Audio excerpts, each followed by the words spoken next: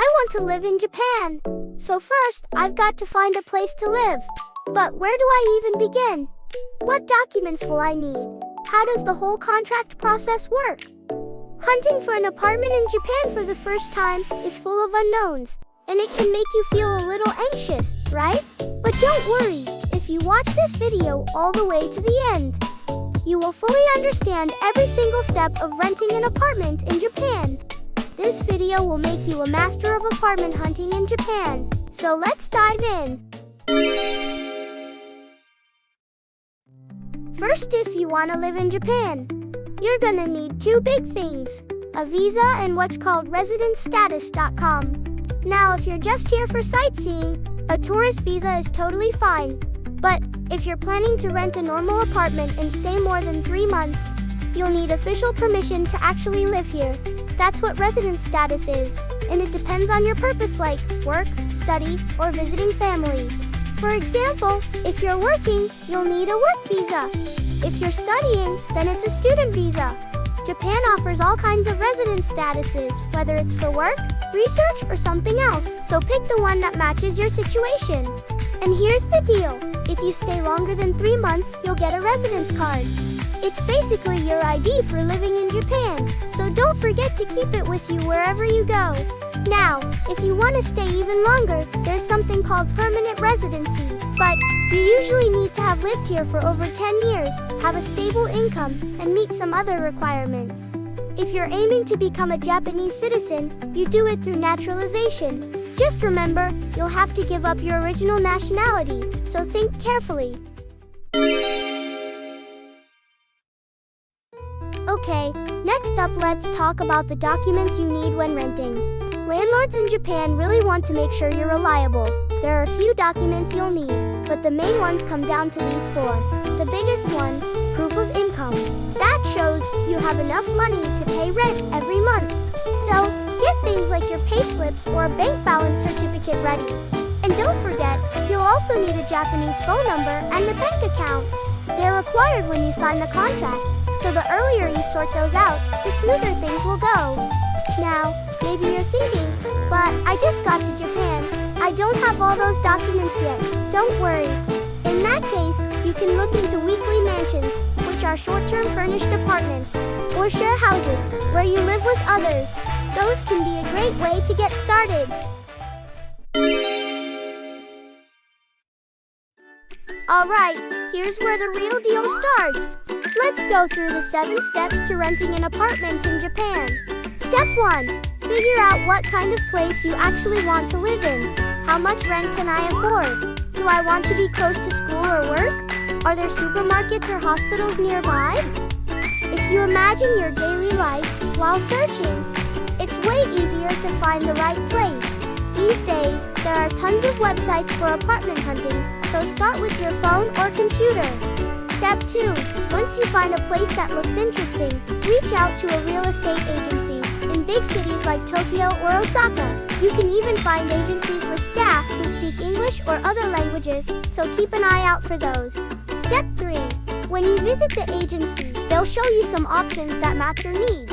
Then you can book a tour called a Reikin in Japanese to see the apartments in person. Step 4. If you find the one you want, it's time to submit an application form.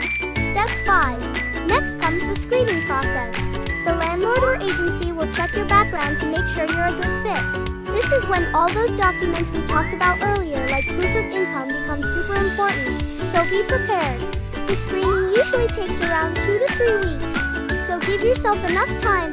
Step 6. Once you pass the screening, it's time to pay up.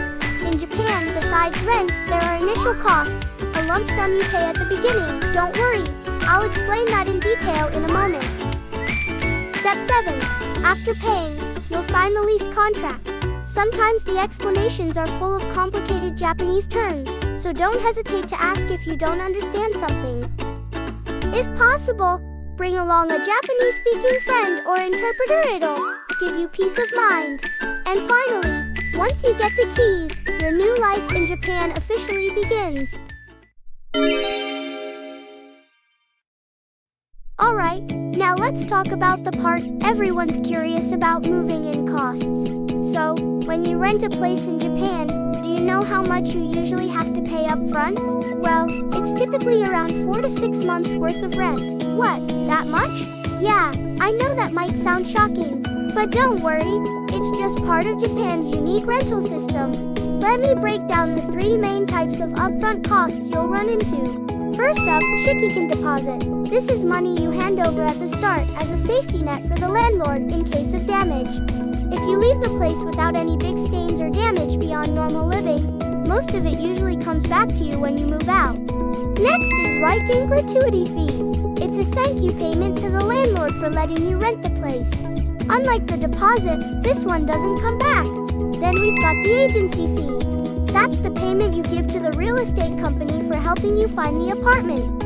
On top of that, there are other things too, like advanced rent for paying the first month's rent up front, fire insurance, just in case of accidents or disasters, and sometimes a guarantor company fee. Good news! These days, many apartments don't require a deposit or key money at all. So keep an eye out and plan your budget while searching. And finally, let's go over 4 things foreigners should watch out for when renting in Japan. First, the language barrier. Most rental contracts are written in Japanese, so if you don't read the language, it can be a bit tough.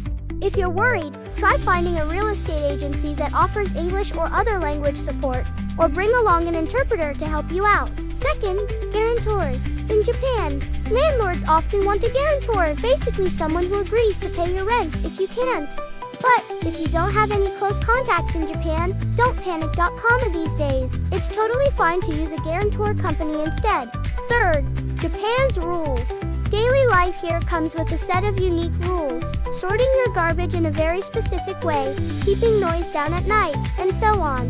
To avoid trouble with neighbors, make sure to ask about the rules in your area when you move in, stick to them. And last, rent payments. Rent is usually paid through automatic withdrawal from a Japanese bank account, so once you arrive in Japan, it's a good idea to set up your bank account as soon as possible.